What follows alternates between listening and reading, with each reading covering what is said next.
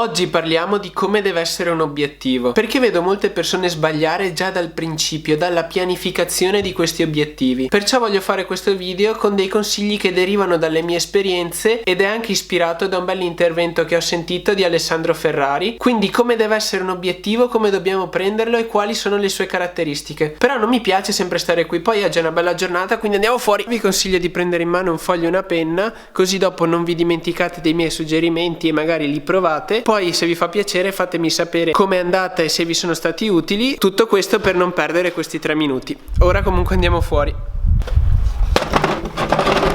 La prima caratteristica è che deve essere misurabile qualitativamente e quantitativamente, perché se ne sono già sentiti tanti dire voglio leggere di più, voglio dimagrire, però alla fine molte delle persone falliscono e non lo fanno. Perciò piuttosto di dirti voglio leggere di più, ditti voglio leggere 5 libri o voglio leggere 843 pagine, o piuttosto di prenderti l'obiettivo di dimagrire, prenditi l'obiettivo di dimagrire 4 kg. No, lì mi ci devo sedere io.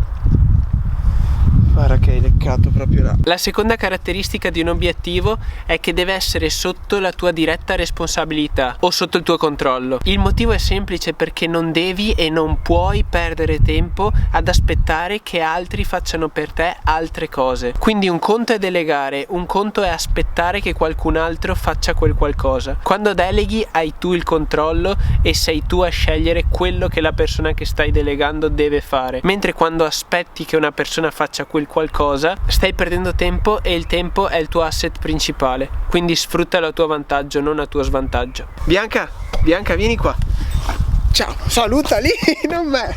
Terza caratteristica di un obiettivo: deve essere circoscritto in un arco temporale ben preciso, perché se riprendiamo l'esempio di prima, voglio leggere 845 pagine, le puoi leggere in un giorno, una settimana, un mese, un anno, 10 anni, insomma devi decidere il tempo che ci metterai nel raggiungerlo, perché altrimenti potresti iniziare a procrastinare o addirittura dimenticarti di quell'obiettivo, di quella pianificazione. Quarta caratteristica: deve essere ambizioso e spingerti all'azione. Chi ama fare le cose normali, chi ama arrivare dove sono già arrivati agli altri. Fai in modo che i tuoi stessi obiettivi ti spingano ad arrivarci, fai in modo che quello che stai per fare ti piaccia talmente tanto che tu voglia dedicarci il tuo tempo. Quindi io sto perdendo le gambe per stare in questa posizione, però la primavera è veramente bella.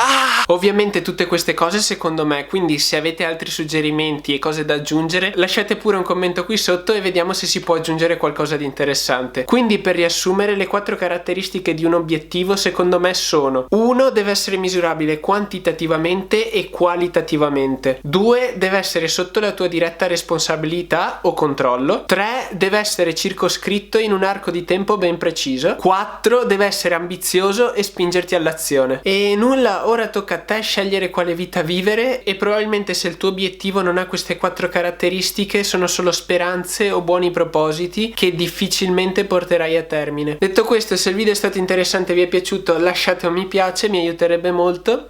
Iscrivetevi al mio canale se non volete perdervi nessun altro video e noi ci vediamo alla prossima avventura. Ciao a tutti ragazzi!